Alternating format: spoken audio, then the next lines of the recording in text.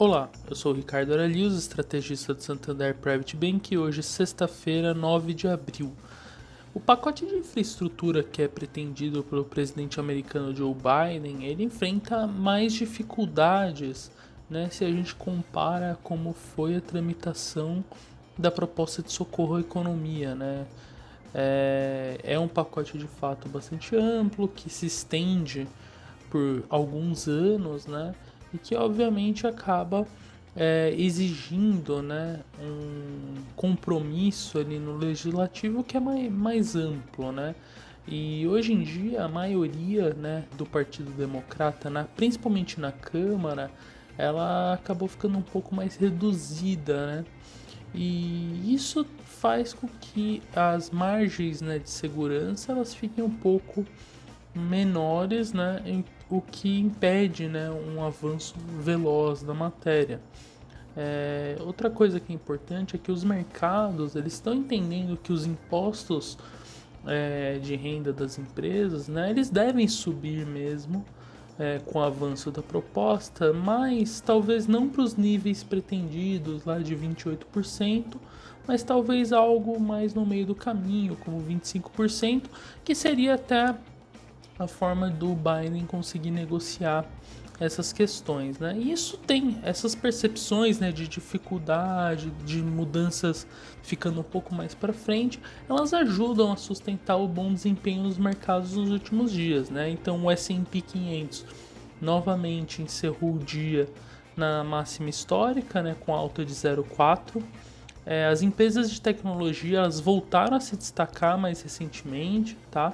Até muito por conta disso que eu comentei sobre as perspectivas em relação aos pacotes, né, que acabam influenciando bastante essas empresas.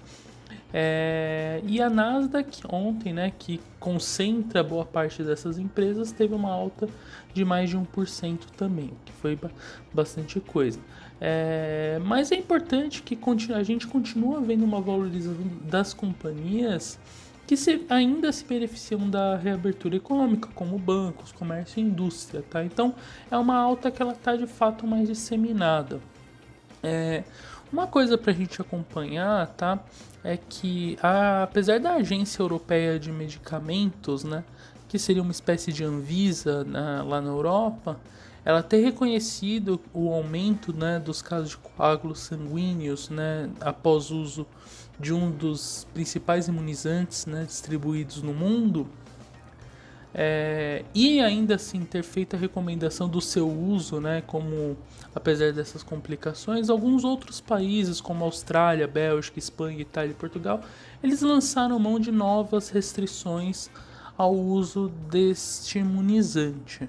É verdade que isso está ficando majoritariamente concentrado para pessoas abaixo de 55 anos, né? Então aqueles grupos de risco estatisticamente não teriam tanto problema de utilizar essa vacina, mas o fato é que isso pode acabar impactando as campanhas, né, ao redor do mundo, principalmente porque pode ter uma perda de confiança por parte da população, né, e isso pode dificultar o processo de imunização, principalmente naqueles países que dependem muito do imunizante desse laboratório, né, mas enfim.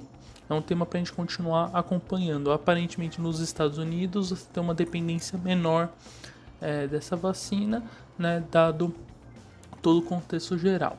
Quando a gente passa para o Brasil, né, os ativos eles acompanharam de forma geral a dinâmica externa. O Ibovespa retomou para patamar de 118 mil pontos, teve uma valorização de 0,6. O real também voltou a se apreciar diante do dólar. E agora teoricamente a gente está saindo do canal, né, de alta que foi estabelecido ali desde dezembro do ano passado, e isso abre, pelo menos do ponto de vista técnico, o precedente para a gente buscar níveis mais baixos, né? Por outro lado, é evidente que as incertezas ainda em relação ao orçamento de 2021 eles oferecem uma certa resistência para continuar da melhora dos ativos, né, que acompanhando, né, o exterior. E ontem a gente teve também, no caso, as declarações do Paulo Guedes, que foram mais positiva sobre o acordo que estaria sendo costurado, pelo menos no âmbito político.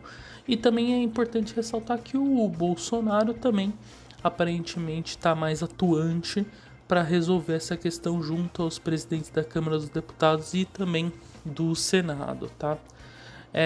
Já em relação à política monetária, é importante a gente ressaltar que as declarações ontem do diretor de política econômica, Fábio Kanczuk, elas reforçaram aqui a função de reação da autoridade monetária, né, em meio a toda essa turbulência que impacta o cenário local. Ela está bastante clara, né? Em primeiro lugar, o BC, a partir do próximo encontro do Copom, ele já está olhando quase que exclusivamente as perspectivas para a inflação de 2022 em diante, né?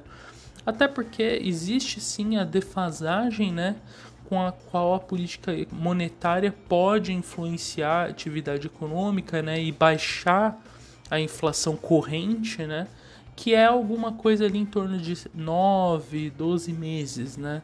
Então, mesmo que ele elevasse muito a Selic nos próximos encontros, 1%, 1,25%, isso não seria suficiente para trazer a inflação de 2021 para níveis mais baixos, né? Lembrando que hoje a gente está com a expectativa ali ao redor de 4,8%, tá? Mas esse aumento mais rápido, né, que eles estão fazendo agora tem o objetivo de fato, já logo no começo de 2022, você ajudar a conter, né, as pressões inflacionárias, né, conter a inércia inflacionária de 2021 para 2022, né, fazendo esse ajuste parcial dos juros, né? Obviamente não seria preciso, né, tudo mais constante agora, levar a Selic para um patamar neutro, porque a economia brasileira ainda necessita de estímulo, né? Mas talvez o estímulo que estava vigente antes, né, com a Selic a 2%, ele era muito amplo e estava começando a agir de maneira contrária às expectativas, tá? Obviamente, hoje a gente tem que ter muita atenção ao IPCA relativo ao mês de março, tá? Porque uma leitura muito acima das estimativas, né, pode acabar contaminando a precificação da renda fixa mesmo nos vencimentos mais curtos, né, que ontem acabaram tendo um desempenho relativo melhor, exatamente por conta dessas declarações do diretor do Banco Central, tá?